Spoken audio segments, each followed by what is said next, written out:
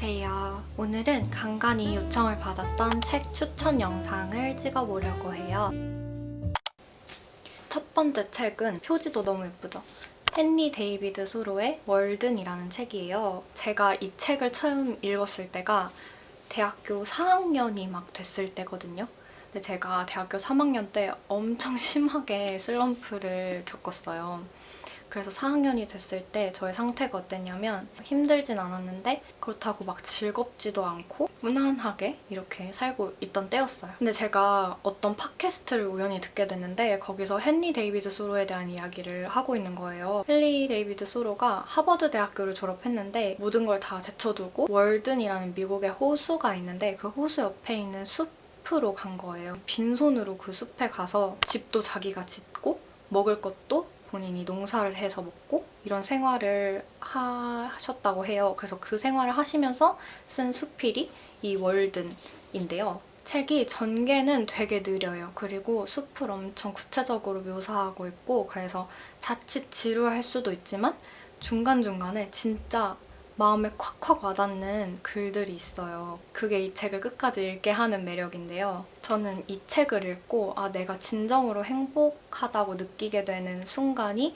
어떤 때인지에 대한 이해가 되게 높아지는 그런 계기가 됐어요. 좀 중심을 잡게 됐고 사실 행복이나 즐거움이 멀리 있는 게 아니라 조금만 나의 마음을 들여다보면 정말 가까이에 있을 수도 있다는 걸 너무 클리셰지만 깨닫게 되는 순간이었어요. 제가 몇 개의 구절을 한번 읽어드려 볼게요. 우리가 소박하고 현명하게 산다면 이 세상의 삶은 고된 시련이 아니라 즐거운 유희라는 것을 내 신념과 경험을 통해 확신한다. 자연을 쫓아 하루하루 깨어있는 신중한 삶을 살자. 그리고 인생의 철로 위로 떨어지는 호두 껍데기나 모기 날개 같은 사소한 일들 때문에 철로를 이탈하지 말자. 일찍 일어나 마음의 평정을 갖고 정진하자. 사회 문제, 극장 등 자기 외부에서 흥미거리를 찾아야 하는 사람들보다 내가 유리한 점이 한 가지 있다면 그것은 내 생활 자체가 흥미거리였고 절대 진부하지 않았다는 것이다.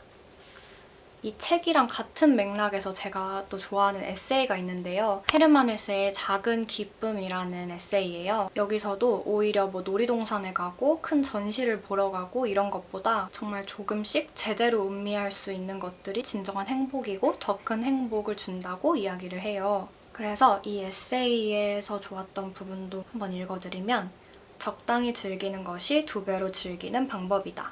그리고 절대 작은 기쁨을 지나치지 마라. 혹시 시간을 허덕이거나 공감할 수 없어 힘들어하는 사람이 있다면 나의 조언은 이러하다. 매일매일 사소한 행복들을 최대한 많이 찾아보십시오. 그리고 더 큰 행복들은 휴일이나 더 적절한 날을 위해 아껴두십시오. 우리에게 오락을, 매일매일의 평안함을, 그리고 더 가벼운 마음을 선물해주는 것은 큰 행복이 아닙니다. 바로 사소한 행복입니다. 여러분도 행복한 순간을 주는 일이나 장소, 음악 이런 것들이 있는지 한번 찾아보시면 좋을 것 같아요. 다음으로 추천해드릴 책은 조던 피터슨의 12가지 인생의 법칙이라는 책이에요. 조던 피터슨은 지금 토론토 대학교 심리학과 교수님이시고 이 책에서 좋았던 구절들을 좀 소개해드릴게요. 2가지만 가져와 봤어요. 첫 번째, 당신이 나아갈 방향을 정해야 한다. 그래야 당신 자신을 다스릴 수 있고 결국에는 원망과 앙심과 잔혹성을 떨쳐낼 수 있다. 당신만의 원칙을 명확히 세워야 한다. 그래야 당신을 부당하게 이용하려는 다른 사람들에게서 당신을 지킬 수 있고 안전하게 일하며 삶을 즐길 수 있다. 꾸준히 심신을 단련하고 자신과의 약속을 지켰을 때는 스스로에게 충분한 보상을 주어야 한다. 그래야 자신을 신뢰하고 동기를 부여할 수 있다. 자신을 어떻게 대해야 더 나은 사람이 될 수 있을지 생각하고 행동해야 한다. 그리고 또 이어서 나오는 부분이 먼저 당신의 지옥이 무엇인지를 철저하게 파악하면 그런 곳에 발을 들여놓지 않을 수 있다. 아니 애초에 그런 지옥을 만들지 않을 수 있다. 당신의 삶을 바칠 수 있는 다른 길을 선택하라. 그러면 삶의 의미가 분명해진다. 힘겨운 삶을 사는 당신이 꼭 존재해야 하는 이유가 찾아진다.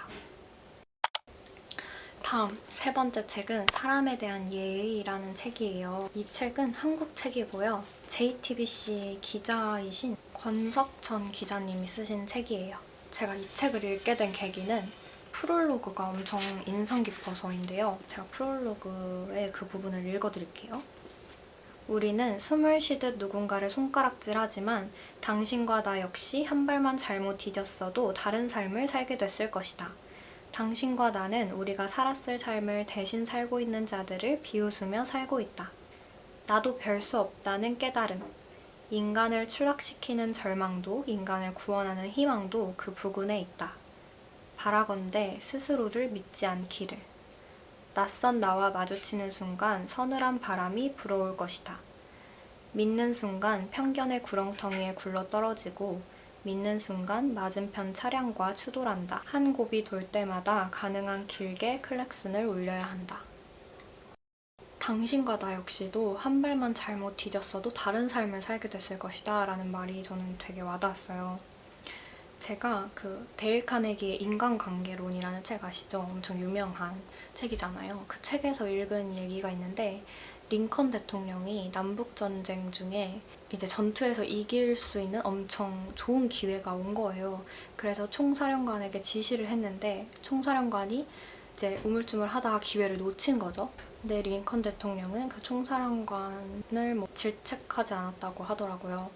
근데 그랬던 이유가 링컨 대통령은 백악관에서 지시를 내리고 있는 사람이지만 총사령관은 정말 그 전쟁터에서 몇 주 동안 사람들이 죽고 동료가 죽고 이런 모습들을 보면서 지냈기 때문에 그 지시를 받았을 때의 부담이 있었을 거다. 이거를 이해를 했다. 이해를 하고 질책하지 않았다. 라는 이야기가 있더라고요.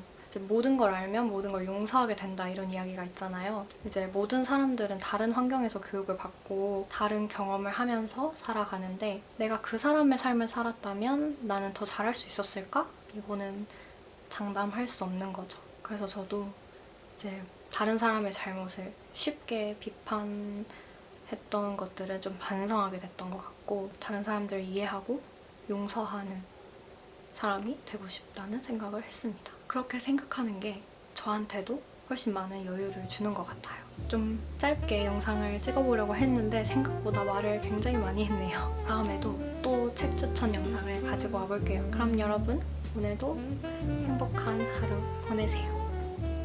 안녕.